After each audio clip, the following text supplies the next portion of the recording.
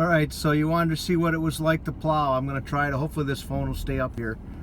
I'm going to show you what it's like. So when we got to back drag it, what we'll do is we'll pull up. You can already see I did a little bit of it, and the phone moved. So we pull up.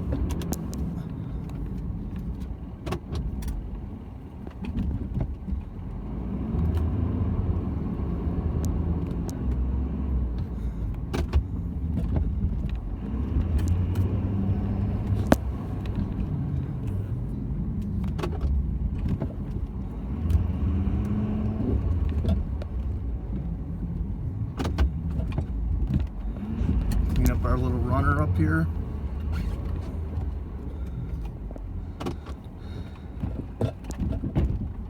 It's hard to focus on driving and hold the phone at the same time.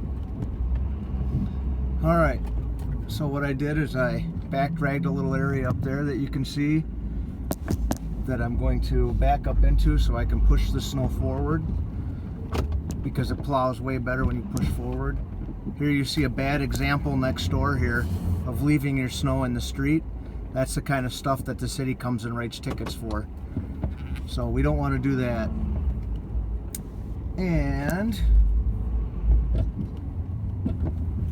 we are backing up.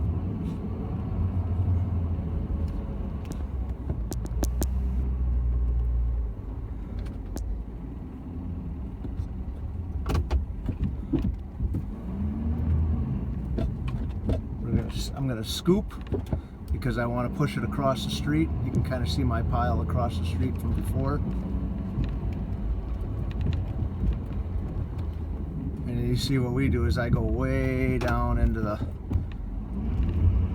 ditch past the street. And I lifted the plow up by accident.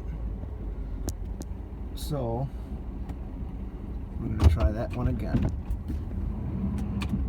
There we go.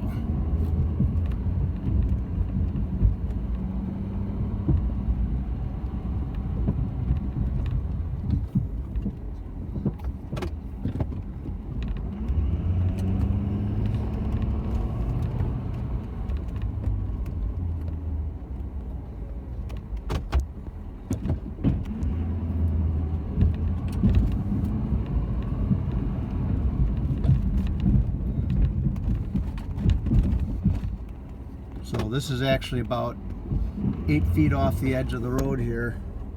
You can see the edge of the road right there in the flash. And then I got it about 8 to 10 feet off the edge of the road. So as long as you push it way past the edge of the road, they don't necessarily like you pushing it across the street, but they'll let you do that because it doesn't hit their plows when they try to do their cleanups. And that's where the problem comes, when they have their wing plows out and they have to widen the streets because there's so much snow. If they hit those big piles, it can break their plow or stop their truck or get them stuck.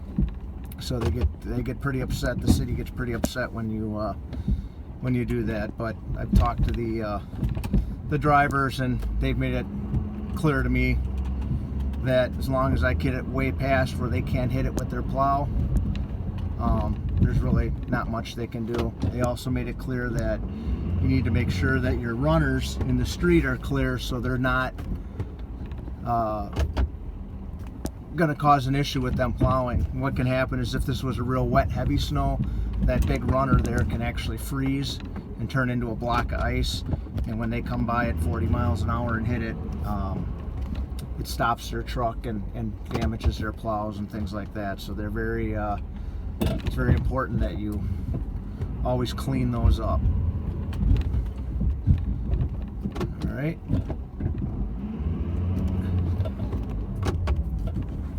So now I did the main part of the drive. Now I got to do the circle. So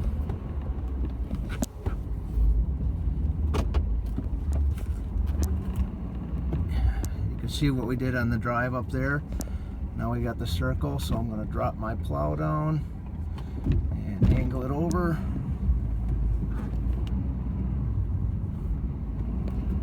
And I want to try to keep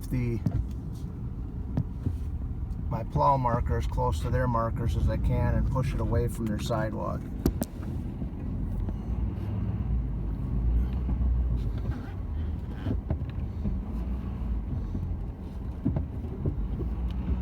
You can see there's quite a bit of snow in front of me here. Ooh. And dropping the plow. I don't know what I just did.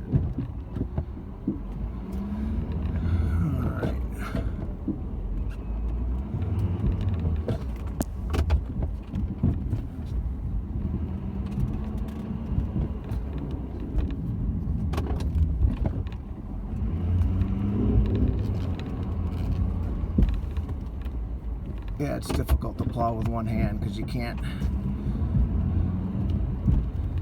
push the thing down like you normally do, and your reactions are different. Alright, I'm going to come around again. See, our runners are pretty clean, there's no problem there. Our driveway is pretty well done. We just have to put my wings out again, put my right wing in to scoop the snow a little more. If you can see that, I can take my plow and move it in. That's the wide out plow. And then on the left side here, you can't probably see it, but I got that one straight. Now you can see it. So I can move that in and out. So I want that one straight and extended to give me the maximum width, and the other one scooped so it doesn't run off the edge back towards the sidewalk. And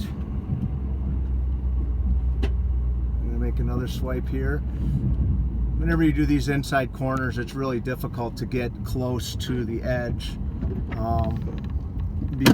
because of the way that the driveway curves and the plow sticks out, so that makes it really hard. So in that case, what I actually did was drive over the yard and the plow marker, which is not really what you want to do. Alright, so I got this part done. I'm past the street here again. I'm going to clean up my runners.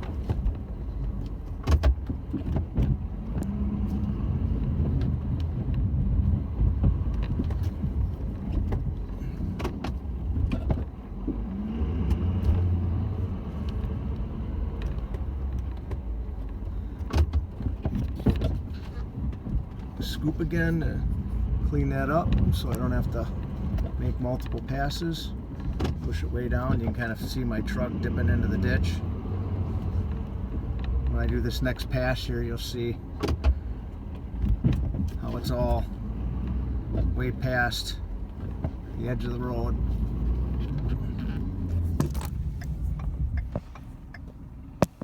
don't know if you can see that.